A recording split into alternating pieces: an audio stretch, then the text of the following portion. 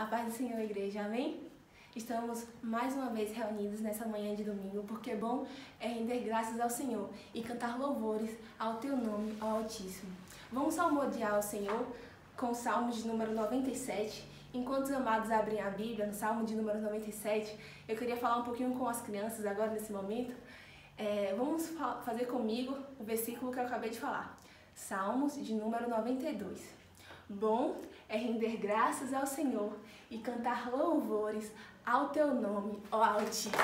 Salmos de número 92.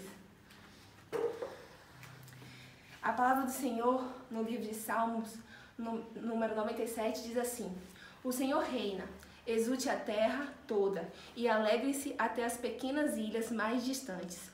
Nuvens inescrutáveis e espessas o circundam. Retidão e justiça são alicerces do seu trono. Diante dele alastra-se o fogo, devorando ao redor seus adversários. Os relâmpagos clareiam o mundo, a terra viu e estremeceu. Como cera derreteram-se os montes diante do Eterno, perante o Senhor de toda a terra. Os céus proclamam a sua justiça e todos os povos veem a sua glória.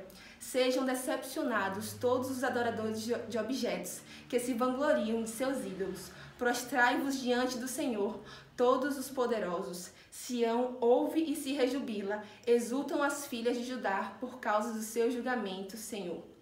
Pois tu, ó Eterno, o Altíssimo, sobre todo o universo, de todos os deuses, és o mais excelso. Vós que amais o Senhor, odiai o mal. Ele protege as almas de seus fiéis, livrando-os da alma dos ímpios. A luz amanhece para o justo e para os corações retos o júbilo. Alegrai-vos, justos, no Senhor, e exaltai, lembrando sua santidade. Senhor, se faz presente nessa manhã de domingo, Pai. Se faz presente, Senhor, em nossas vidas. Vem, Senhor, falar nos nossos corações, Pai. Vem, Senhor, nos usando, Senhor, para a honra e glória do Teu nome, Deus. Para que mesmo distante, Senhor, todos saibam que só o Senhor é Deus, que o Senhor reina, que o Senhor vive sobre nós, Deus. Que nós somos Teus filhos amados, Deus.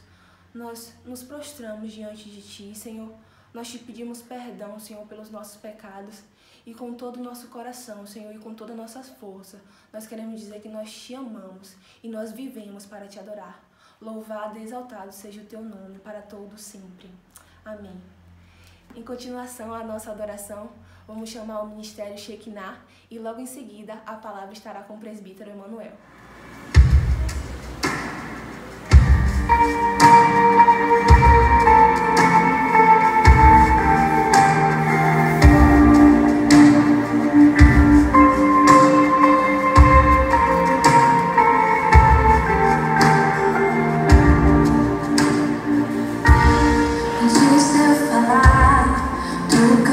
Sobre mim,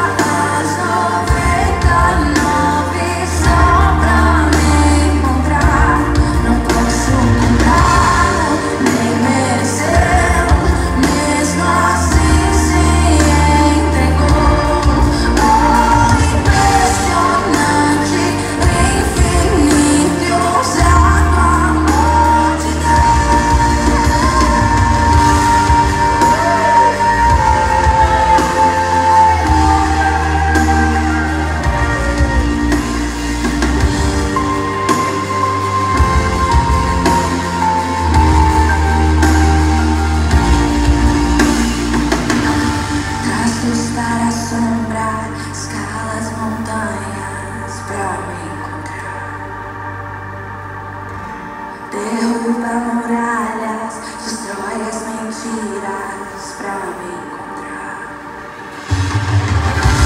Traz luz para as sombras, escala as montanhas pra me encontrar.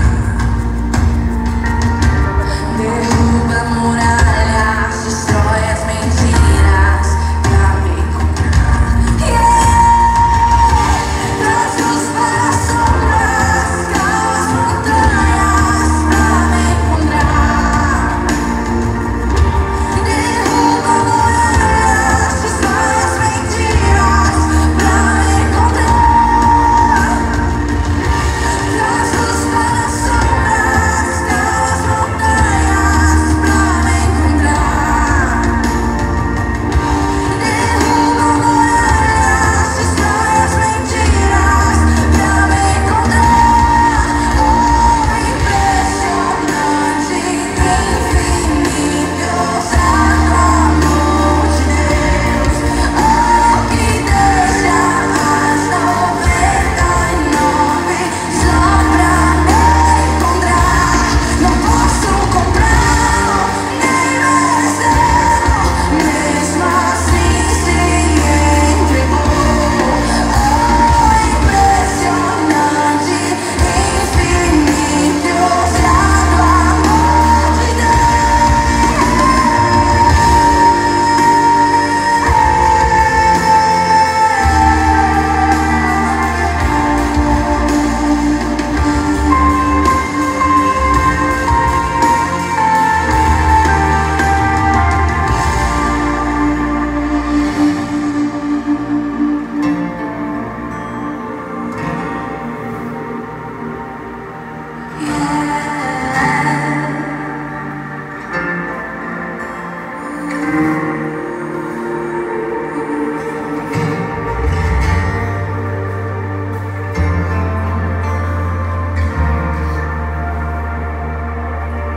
esse seu amor que não fala, não se decepciona. Esse seu amor, esse seu amor não mede o meu sucesso, nem o meu fracasso,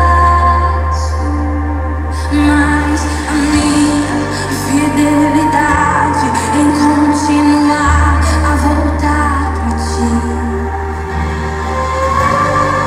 Esse é seu amor, esse é seu amor, Jesus.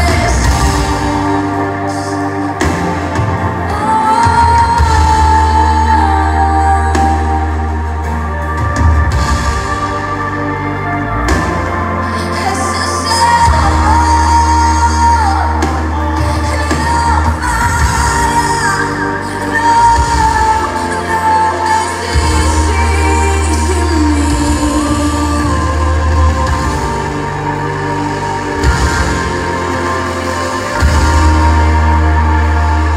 E eu vou correndo, correndo, correndo para os seus braços de amor. Eu vou correndo, correndo, correndo para os seus braços de amor. Eu vou correndo, correndo, correndo para os seus braços de amor. Eu vou correndo, correndo, correndo para os seus braços de amor.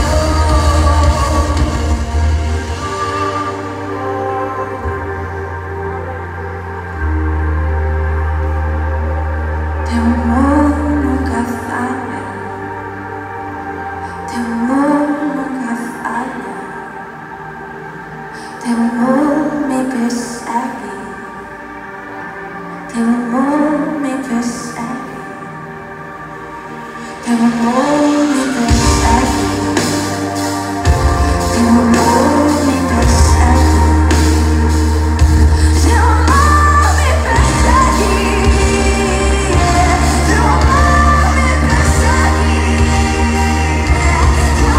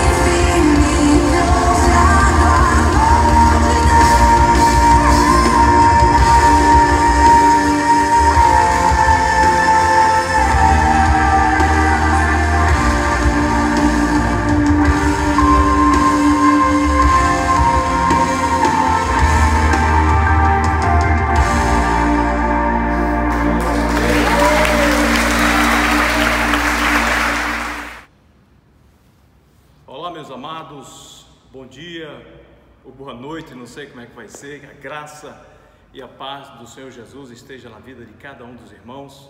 Nós estamos alegres e felizes, estamos aqui mais uma vez para compartilhar do amor de Deus, para lhes falar de um projeto que Deus tem para nossas vidas, para nossa casa, para nossa família. E hoje, queridos, nós vamos compartilhar com vocês sobre o impacto da ressurreição. O impacto da ressurreição. Vamos ler dois pequenos textos, né? O primeiro está em Lucas, capítulo 24, até o versículo 9. Eu gostaria que vocês lessem depois até o versículo 35, mas nós vamos ler só até o 9, que diz assim: já no primeiro dia da semana, bem de madrugada, foram as mulheres ao sepulcro, levando as especiarias que tinham preparado, e acharam a pedra removida do sepulcro. Entrando, porém, não acharam o corpo do Senhor Jesus.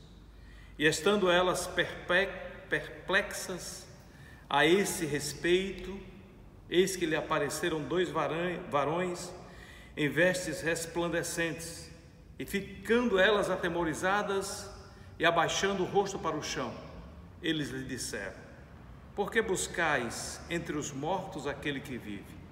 Ele não está mais aqui, ele ressuscitou. Lembrai-vos de como ele vos falou, estando ainda na Galileia, dizendo: importa que o Filho do Homem seja entregue nas mãos de homens pecadores e seja crucificado, e ao terceiro dia ressuscite dentre os mortos.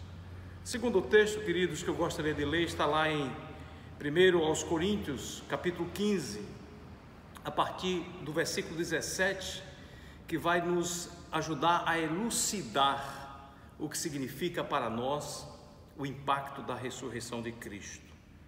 Paulo escreve assim: e se Cristo não ressuscitou, é vã a vossa fé, e ainda permaneceis nos vossos pecados. E ainda mais, os que dormiram em Cristo pereceram. Se a nossa esperança em Cristo se limita apenas a essa vida, nós somos os mais infelizes de todos os homens. Amém? Que o Senhor nos ajude, que o Senhor nos dê a direção e o discernimento, que o Senhor prepare os nossos corações e renove as nossas mentes para a sua poderosa palavra, em nome de Jesus. Irmãos, nós já ouvimos mensagens, belas mensagens maravilhosas e edificantes sobre a nossa fé, mensagens sobre as promessas que Deus tem para nós. Nós já ouvimos mensagens poderosas, mensagens sobre o Getsêmani, mensagens sobre a cruz, mas a mensagem mais poderosa que nós poderíamos ouvir é a mensagem da ressurreição de Cristo. A morte de Jesus, sem dúvida, foi o fato mais extraordinário, o fato mais importante, porque na morte de Cristo se consumou o projeto de Deus para nossas vidas. O próprio Jesus diz: está consumado. Mas a ressurreição de Cristo, irmãos, é a demonstração do supremo poder de Deus. Muito mais que um fato histórico, a ressurreição de Cristo é a base da nossa fé, é o fundamento da nossa fé, é o fundamento do cristianismo. Nós poderíamos dizer que a ressurreição de Cristo é a religião fundada pelo Deus Todo-Poderoso. A história da Páscoa, ela não termina no funeral, mas ela acaba numa celebração, porque Ele ressuscitou, glória a Deus. A sua tumba está vazia, e todos os meses nós celebramos aqui, através de uma ceia, a ceia do Senhor. Aqui, queridos, nós relembramos da morte do Senhor e celebramos a sua ressurreição até que Ele venha, porque Ele diz: fazei isto em memória de mim, até que eu venha. O túmulo de Cristo, irmãos, é o berço do cristianismo, é o berço da igreja. Nós pregamos um Cristo que esteve morto e agora está vivo, e não um Cristo que esteve vivo e agora está morto. A morte foi vencida, Ele matou a morte. Daí o apóstolo Paulo dizer aos Coríntios, no capítulo 15, versículo 55, onde está, ó morte, a tua vitória? Onde está, ó inferno, o teu aguilhão? Jesus venceu a morte, Ele arrancou o aguilhão da morte, não é? Onde está, ó inferno, a tua vitória? Queridos, a morte foi tragada pela vitória, diz o apóstolo Paulo. As melhores notícias que pudemos ouvir vieram do túmulo vazio de Cristo Jesus. A mensagem da ressurreição de Cristo, irmãos, é uma mensagem de salvação, é a mensagem que a igreja primitiva pregava. Pedro falava isso, Atos 3, ele vai dizer no versículo 23 que Jesus ressuscitou dos mortos para nos livrar das nossas iniquidades. O apóstolo Paulo aos Romanos, no capítulo 10, versículo 9, ele diz: se com tua boca confessares Jesus como Senhor, e com teu coração creres que Ele ressuscitou dentre os mortos, serás salvo. Na Bíblia tem muitas promessas, irmãos. Temos as promessas do perdão, a promessa do perdão dos pecados, temos a promessa de um Consolador, a promessa de provisão para todas as nossas necessidades e muito mais. Mas nenhuma dessas promessas significaria alguma coisa para nós sem a ressurreição de Jesus. Portanto, a ressurreição de Jesus é o fato mais extraordinário do mundo, não é? Sem a ressurreição de Cristo, o cristianismo seria apenas uma religião vazia e sem esperança. Paulo vai dizer isso aos Coríntios, no capítulo 15, que sem a ressurreição de Cristo, a nossa fé seria vã, a nossa pregação seria inútil, a nossa esperança seria vazia, o nosso testemunho seria falso, os nossos pecados não seriam perdoados. Sem a ressurreição de Cristo, nós seríamos os mais infelizes dos homens. Sem a ressurreição de Cristo, a morte teria a última palavra. Sem a ressurreição de Cristo, o cristianismo seria uma farsa, seria um engodo, uma mentira. Mas como, queridos, como aqueles mártires teriam morrido por uma mentira, como uma mentira poderia salvar a humanidade? O texto que nós lemos diz, no versículo 7, os anjos dizem para aquelas mulheres: importa que o Filho do Homem seja entregue nas mãos dos pecadores e seja crucificado, mas ao terceiro dia Ele ressuscite. Eu quero lhe lembrar que tudo começou naquela sexta-feira, às 9 horas da manhã, quando o Senhor Jesus foi levado ao Calvário. Quando os soldados despojaram-no das suas vestes, como se por esse gesto fosse lhe dado o direito de tirar a sua dignidade. O mundo foi testemunha do mais injusto e mentiroso julgamento de todas as épocas, porque ele foi condenado e levado para a morte, como um cordeiro é levado ao matadouro, porque ele morreu, foi condenado e morreu como um criminoso, ele que nunca cometeu sequer um ato de injustiça. Era meio-dia, quando o pecado caiu, o pecado de toda a humanidade caiu sobre ele. Ele levou sobre si as nossas dores e as nossas iniquidades. Era meio-dia, irmãos, o sol já estava alto, a escuridão caiu sobre toda a terra, o manto negro cobriu a humanidade. De 12 horas até 3 horas da tarde houve trevas sobre a terra. Ninguém poderia imaginar que Ele morreria pelos pecados do povo. Mas apesar disso, o plano perfeito de Deus exigia a sua morte e o seu sofrimento.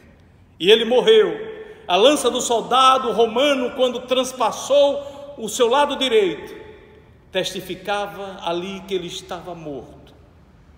E o seu corpo foi recebido nas entranhas da terra. Tudo estava consumado. Como ele mesmo havia dito, eu imagino que o inferno celebrou a sua morte. Satanás ensaiou um brado de vitória. As hostes espirituais da maldade estavam a celebrar, porque de fato Jesus, o Cristo, morreu pregado numa cruz. Que horror para aqueles que o amavam. Mas de fato, queridos, a morte não pôde detê-lo, porque ele ressuscitou. E esta é a grande diferença entre o cristianismo e as grandes religiões do mundo. O túmulo de Jesus está vazio.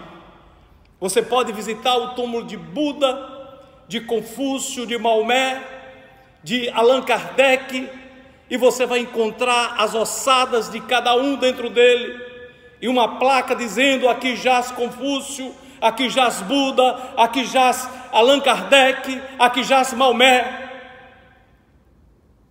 Mas no túmulo de Jesus está vazio. O túmulo de Jesus é um fato histórico, e no túmulo de Jesus está escrito: He is not here. Ele não está mais aqui, for He is risen. Ele ressuscitou. Essa é a diferença. Glória a Deus por isso, irmãos, porque Ele venceu a morte. Ele está vivo pelos séculos dos séculos. Amém, aleluia, glória a Deus. Jesus ressuscitou e nós proclamamos a sua ressurreição.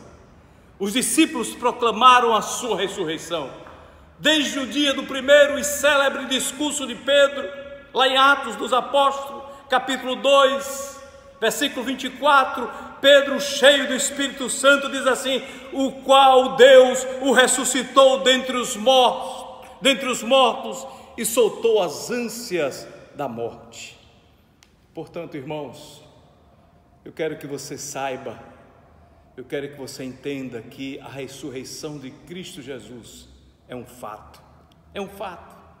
Imagine os discípulos, antes de saber da ressurreição, eles estavam acuados pelo medo, pelo pessimismo, mas depois que Jesus ressuscitou, aqueles homens foram poderosamente transformados. Eles se tornaram ousados, valentes, poderosos no testemunho. Eles enfrentaram ameaças, enfrentaram açoites, prisões, martírio, sem recuar. Eles jamais teriam morrido por uma mentira. Portanto, queridos, a mudança no comportamento dos discípulos é uma prova incontroversa da ressurreição de Cristo. A igreja cristã, ela foi estabelecida sobre a rocha incontestável dessa verdade. Gente de todas as raças, de todas as nações, se uniram em torno dessa verdade. O túmulo vazio de Cristo é o berço da igreja. A vida cristã, irmãos, é uma vida de esperança e de alegrias. Portanto, não desanime, porque a morte não pôde detê-lo. Sinta o impacto da ressurreição de Cristo em sua vida. Ele se revela nas Escrituras Sagradas. Examinais as Escrituras, porque elas testificam de mim. Portanto, irmãos, quando reconhecemos que Jesus está vivo, não há mais espaço para preocupação, para a tristeza, para a desesperança. Quando temos comunhão com Cristo, nosso coração arde, o fogo de Deus inflama o nosso coração, o vento do Espírito sopra sobre nós e remove as cinzas do comodismo. quando o coração arde, a frieza espiritual acaba. Acaba o marasmo, o fogo do zelo reaceso em nosso coração. Que saudade da casa do Senhor, irmãos. Que saudade de cada irmão. Mas eu lembro-me de cada irmão, sabe, em todos os dias em que nós oramos e clamamos ao Senhor por cada um dos irmãos. Eu peço também que esteja orando por mim. Vir à casa do Senhor é uma alegria. A Bíblia diz que alegria, alegrai-vos quando me disseram, vamos à casa do Senhor. Orar, queridos, é uma necessidade, porque quando nós oramos, nós estamos em sintonia com o Espírito Santo de Deus.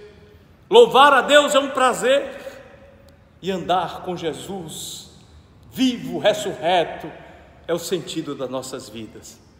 E quando o nosso coração arde, a nossa vida se torna um graveto seco para o fogo do Espírito. E aí nos tornamos ágeis, velozes. Para quê? Para proclamar que Ele está vivo, que Ele vive pelos séculos dos séculos. Amém.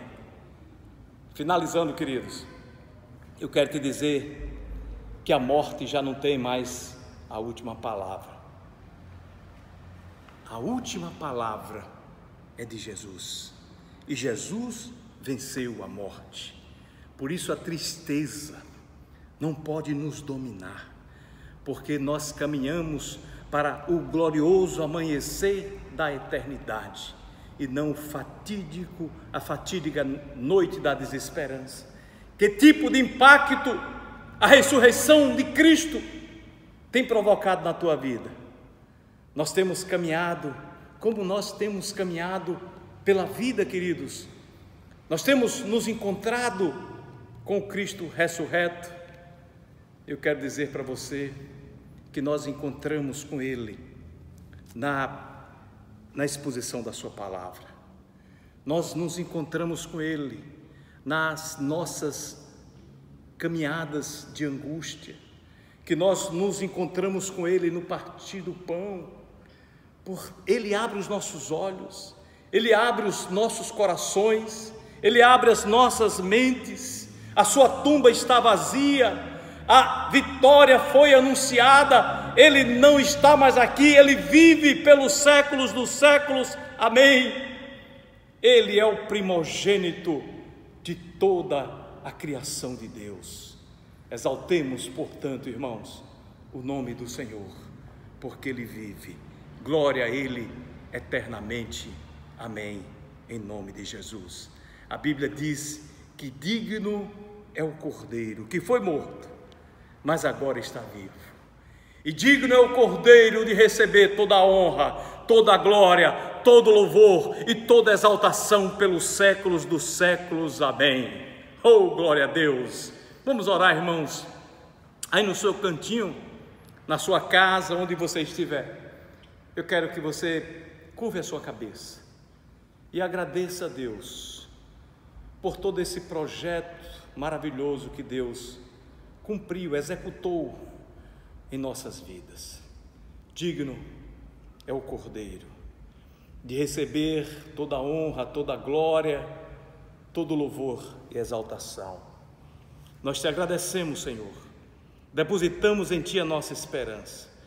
Queremos te agradecer, Senhor, por este projeto, este plano incrível de salvação em Cristo Jesus. Quem poderia imaginar que o Deus Todo-Poderoso se tornaria um homem, um simples mortal, e viria a essa terra cumprir todo esse projeto para nos salvar? Mas já havia um decreto antes da criação do mundo, que esse dia iria acontecer. Havia também um decreto que Ele morreria pelos nossos pecados e que Ele ressuscitaria ao terceiro dia e que Ele hoje está advogando as nossas causas ao lado do Pai. Por isso, Espírito de Deus, nos dá esse entendimento. Nós queremos dizer que nós cremos, Senhor, neste plano, e que nós aceitamos, Senhor, este plano em nossas vidas. Nós aceitamos a Tua morte sacrificial pelos nossos pecados naquela cruz. Cremos na Tua ressurreição e aguardamos, Senhor, pelo Teu retorno, porque o Senhor disse que iria vir buscar a Tua igreja, e nós queremos te dizer, aleluia, maranata, ora vem, Senhor Jesus. Que o Senhor te abençoe, que o Senhor te guarde, que o Senhor resplandeça o seu rosto sobre a tua vida, que Ele tenha misericórdia de ti e que Ele te dê a paz, em nome de Jesus. Amém. Irmãos, gratos estamos ao Senhor por mais um domingo, pela sua palavra, porque Ele tem ministrado aos nossos corações.